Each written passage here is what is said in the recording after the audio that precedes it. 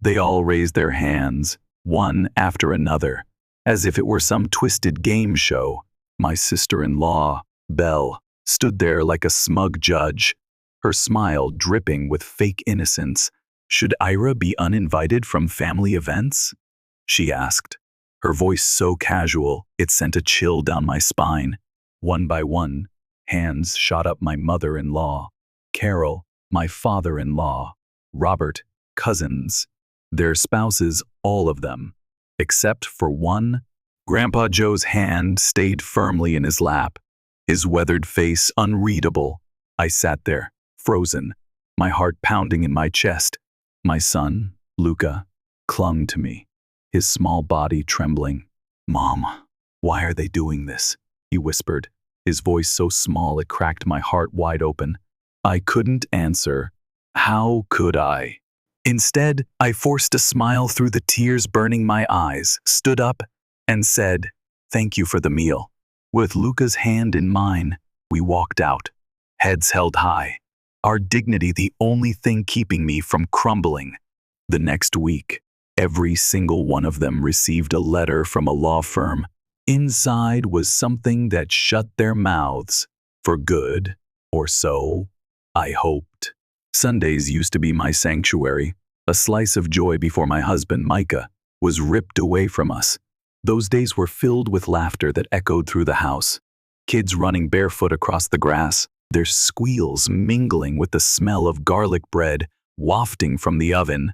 Grandpa Joe would blast his old country music on that rickety portable speaker, grinning as Belle begged him to turn it down. "Live a little, Belle," he'd tease, winking at me. Those Sundays were alive, vibrant, full of love. But after Micah's accident, they turned into the loudest silence I'd ever known. The kind of silence that screams in your soul, reminding you of everything you've lost. At first, the family was a lifeline. Neighbors dropped off casseroles, and Belle showed up at my door with store-bought dishes and hugs that smelled like her signature lavender perfume. Too sweet, almost suffocating. Carol and Robert, my in-laws, insisted I stay close. "Your family, Ira," they'd say, their voices soft with pity. But as the months dragged on, that warmth faded like a Polaroid left in the sun.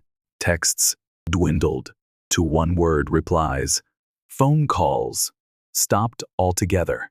Invitations? Those dried up like they'd never existed. I hadn't argued with anyone. I hadn't demanded a thing. I didn't cause a single scene. But I realized a painful truth. I wasn't family to them. I was Micah's wife, a role I no longer played.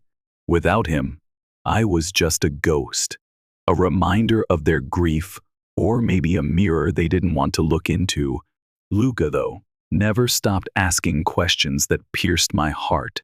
He was only 7 when his dad died, and now, at 10, he carried Micah's smile, those same dimples, and that quiet way of watching the world.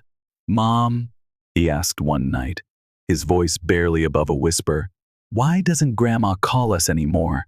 I fumbled for an answer, my throat tight. "Maybe they're just busy, sweetheart. Maybe they don't know how to talk about Daddy." He nodded, but I saw the sadness settle into his little chest, heavy and unmovable. He missed them in a way I couldn't fix, no matter how hard I tried. For him, I swallowed my pride and decided to give it one more shot. Could I really keep him from his family? So when Belle's text popped up on my phone that Thursday family dinner Sunday, "Would be nice to see you and Luca," I froze. My stomach churned as I reread it 5 times. Was this a trap? It felt like bait. But when I told Luca, his face lit up like a Christmas tree, and that was all it took. How could I say no to that smile? We arrived 10 minutes early, nerves buzzing under my skin.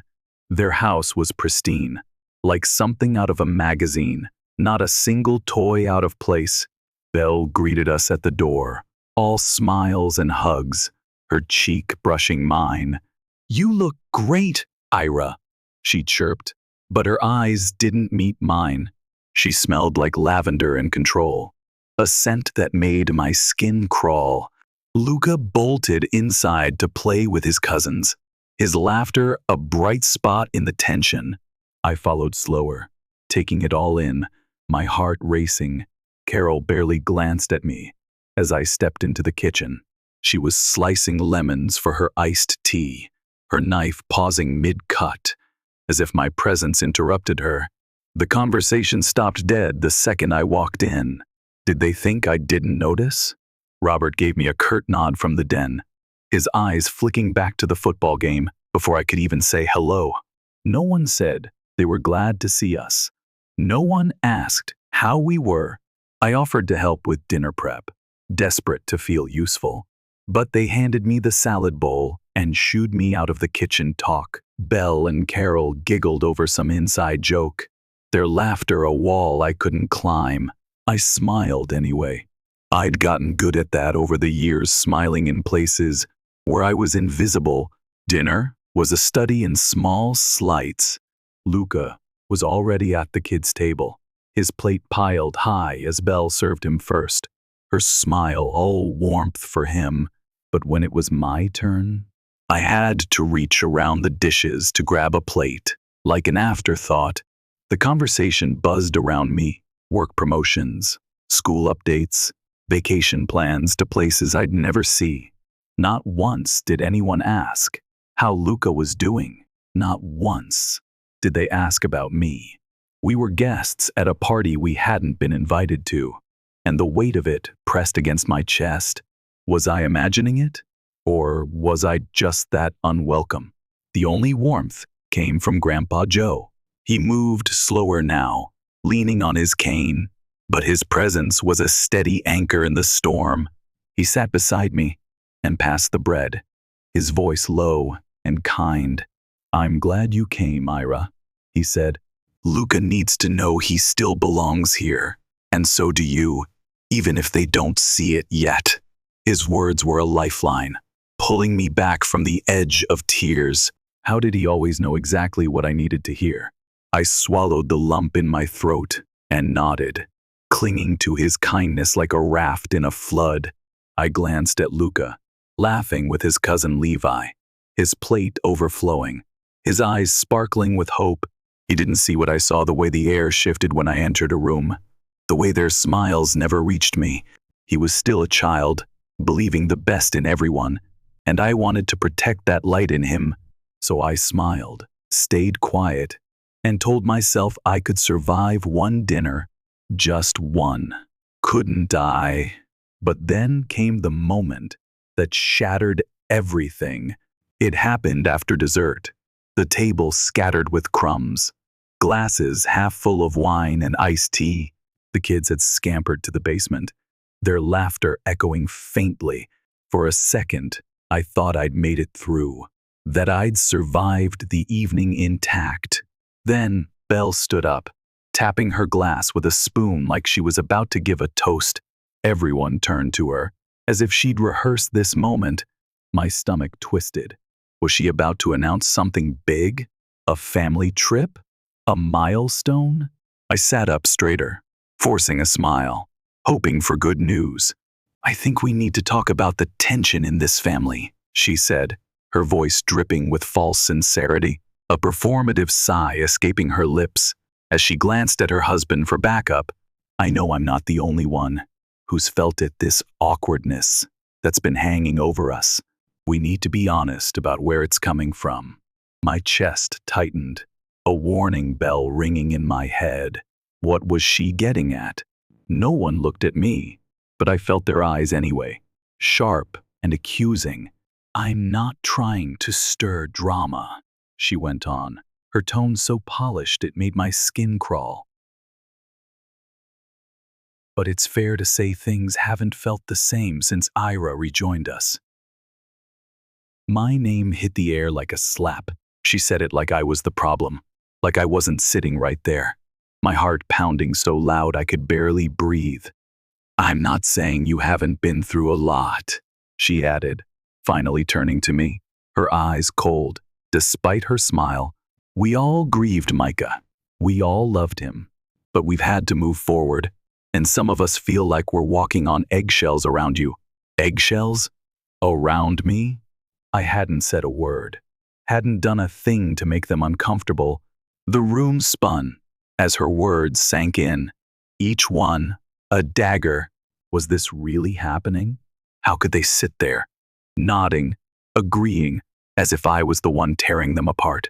Oh, my heart was pounding as I scanned the room, desperate for a friendly face. Carol wouldn't even glance my way, her eyes glued to the tablecloth like it held the secrets of the universe.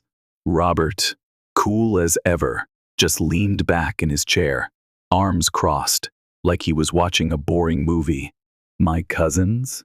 They were suddenly obsessed with their silverware, fidgeting like kids caught in a lie. And then Belle flashed that smile, the kind that chills you to the bone. Hey everyone, let's keep this simple, okay? No drama, no hard feelings, just a quick vote. Should we uninvite Ira from future family gatherings? You know, for the sake of peace. I froze. Did I hear that right? My mind spun, and for a moment, I swear I left my body, floating somewhere above the table, watching this nightmare unfold. Then it happened. Carol's hand shot up, bold and unapologetic. Robert's followed, slow and deliberate.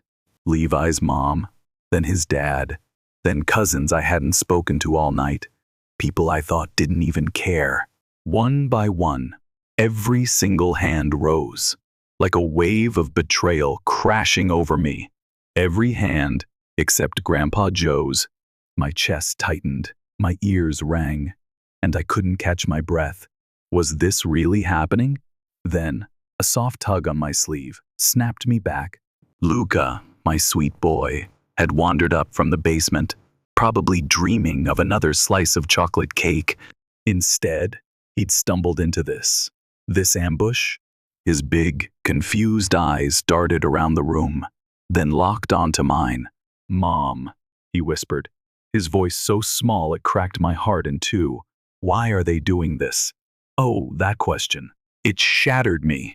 Not because I didn't know the answer, but because I did, and I couldn't bear to say it in front of him.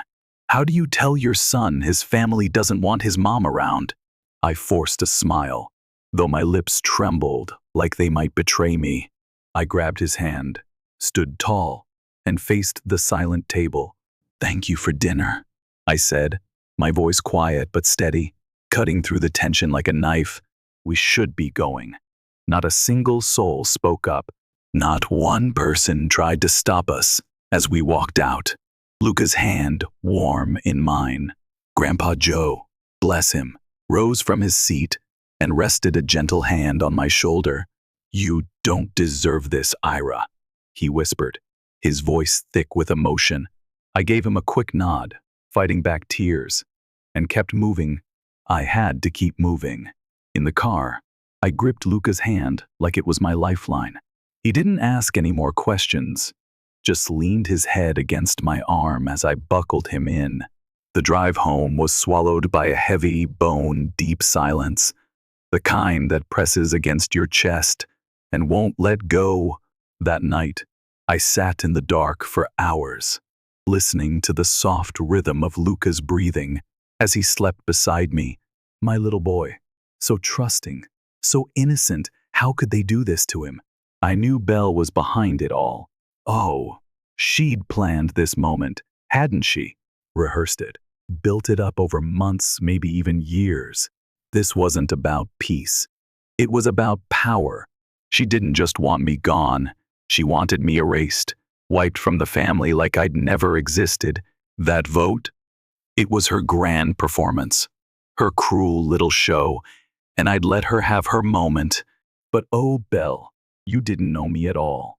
I wasn't going to stay quiet forever. I didn't shout. I didn't beg. But I was done playing the grieving widow who knew her place. The next move?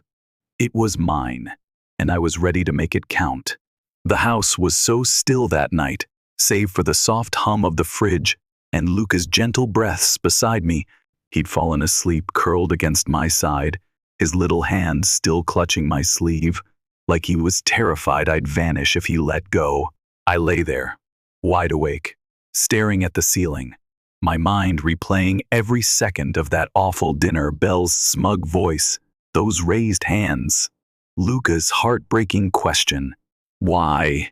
Why would they do this? For years, I'd swallowed my pride, bit my tongue, all for the sake of keeping the peace. I'd let them nudge me out, convinced myself silence was the high road, that staying quiet was better than being the problem. But that vote, it wasn't just cruel, it was calculated. It was meant to humiliate me in front of everyone, to show my son that his mother didn't belong in the family she'd once poured her heart into holding together. That was the line they crossed, and I wasn't going to let it stand. Not for me, but for Luca. My boy deserved better. I slipped out of bed, careful not to wake him, my heart still racing with a mix of anger and resolve. I made a cup of tea, but it just sat there, untouched, as I opened my laptop and dug into a folder I hadn't touched in years. Old text messages, voice memos, photos, evidence I'd saved without even realizing why. I scrolled through conversations with Belle, messages that once seemed mildly annoying, but now screamed intentional. One stopped me cold. You don't have to come to Luca's recital. It might be awkward for everyone. Another, Carol says it's probably better if you just drop him off at the party. It'll be easier for the other kids. My stomach churned. How had I missed this? Message after message, each one chipping away at me, erasing me one polite suggestion at a time. It wasn't just a few slights, it was a campaign.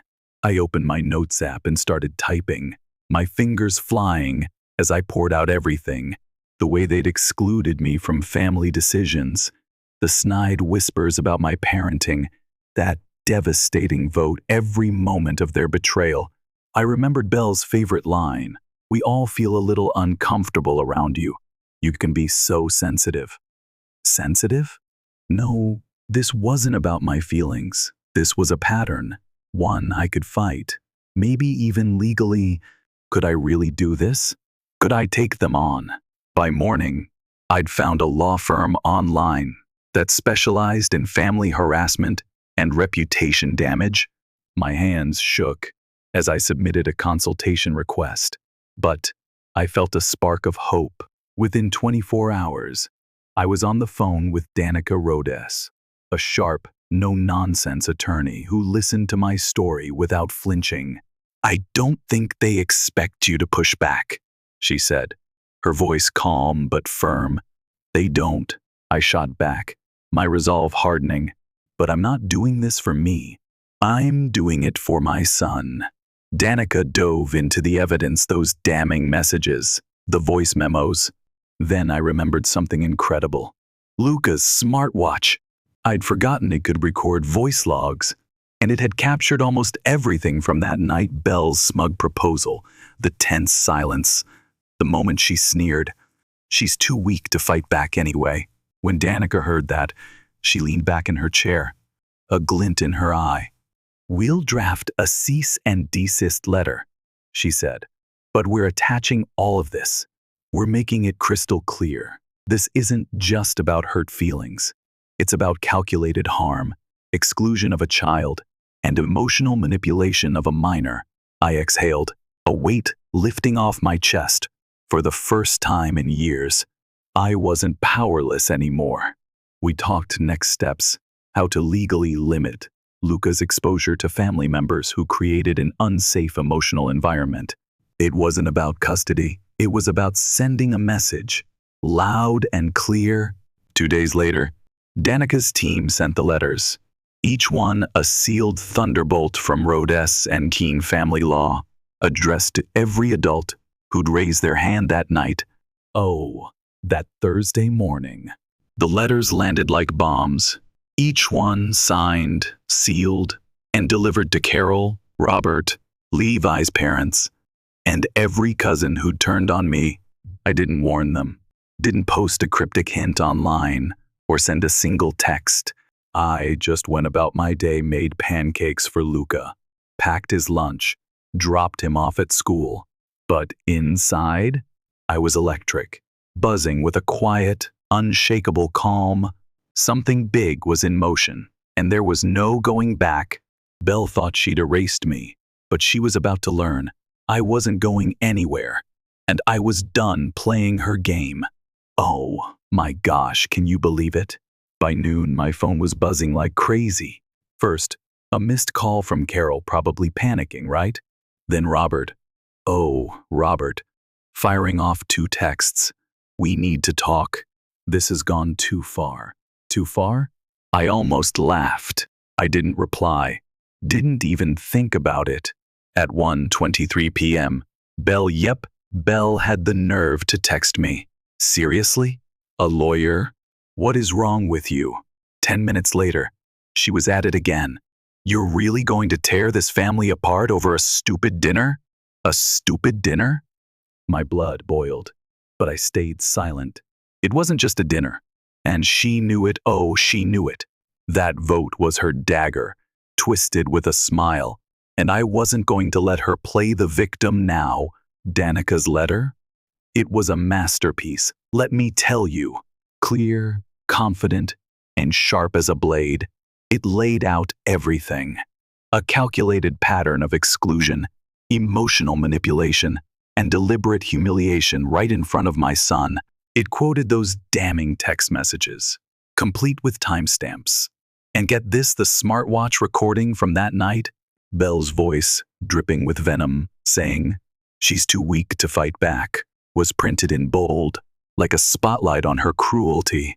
The letter didn't stop there. It warned them. One more move to isolate me or hurt Luca emotionally, and we'd escalate to Child Protective Services and a legal motion to limit their unsupervised access to him. Can you imagine their faces when they read that? The closing paragraph hit like a thunderbolt. This firm represents a mother who has chosen silence in the past for the sake of family harmony. That silence is no longer a gift she's willing to give. Oh, I could have framed those words. Within 24 hours, every single person who raised their hand that night went radio silent. Not one of them dared defend that shameful vote. No one questioned the audio. How could they? They all knew exactly what they'd done, and the truth was staring them in the face. Friday brought a surprise, a handwritten letter, slipped into my mailbox with no return address, just a folded card. It was from Carol, of all people. "I'm sorry for what happened," she wrote. "We didn't think you'd take it this far. Maybe we were wrong about you." Wrong about me? Ha! I read it once, my heart pounding, then tucked it away in the drawer next to my wedding ring, where old promises and old hurts go to rest. Not long after, Grandpa Joe called, his voice warm and chuckling. "Your lawyer gave them all heart attacks." "Ira," he said, laughing softly. "Belle's been quiet as a mouse. She deserves worse." I shot back, half smiling. "She does," he agreed, his tone gentle but firm. "But I'm proud of you anyway." Proud of me? Those words wrapped around my heart, like a hug I didn't know I needed. That weekend, Luca, my brave, beautiful boy, looked up at me with those big, curious eyes and asked, "Are we going back to their house again?" My heart ached. How do you explain to a child what adults can't even justify? "No, sweetheart," I said, brushing his hair back. "Not for a while." He nodded, then lit up with a smile that could melt glaciers. "That's okay. Can we go to the beach instead?" "The beach?" "Yes, baby," I said, laughing. "The beach sounds absolutely perfect." And just like that, his joy reminded me what we were fighting for. 3 months have passed since those letters went out. And let me tell you, the silence from that family is deafening. No one's tried to pull another vote. Can you imagine the nerve it would take? No one's invited us back. And not a single in-person apology has crossed my path. But you know what? That silence isn't heavy anymore. It's freeing. For the first time in years, I wake up without dreading a passive-aggressive text or wondering what I did to earn their cold shoulders. I don't brace myself for backhanded comments dressed up as honesty. I don't walk into rooms and shrink to fit their expectations. I'm done with that. And it feels like I've finally taken a deep breath after years of holding it. Luca? Oh, my boy is more than okay. He's thriving. He doesn't ask about his cousins anymore. Doesn't check the mailbox for birthday cards that never come. We've built our own world now, full of love and laughter, not tethered to people who tried to erase us. Every Sunday morning, we grab donuts, chocolate sprinkles for him, glazed for me, and stroll the lake trail behind our apartment. Luca carries his sketchbook, scribbling trees and superheroes, while I sip coffee, savoring the peace. We sit on the same bench where Micah used to take him as a toddler, and we talk about everything: school, cartoons, whether aliens could live on Mars. No tension, no pretending, just us, wrapped in a bubble of joy. Can you picture it? It's perfection. I've started therapy, too, something I never thought I'd do. I used to think therapy was for people who were falling apart, but now I know it's for those of us holding it together. While carrying invisible scars, my therapist helped me name what happened that night. Not just exclusion, but emotional abuse, manipulation, and bullying dressed up with smiles and wine glasses. She showed me I wasn't crazy, wasn't overreacting. That vote wasn't a one-off. It was the grand finale of years of subtle disrespect. That clarity? It healed parts of me I didn't even know were broken. Like sunlight breaking through a storm. Here's the wildest part. I'm not angry anymore. I don't lie awake, plotting ways to make them feel the pain they caused. Healing has this funny way of making revenge feel pointless. I didn't want to destroy their lives, can you believe that? I wanted Luca to have a mom who could show him what real strength looks like. And strength? It's not screaming at a table of people who've already judged you.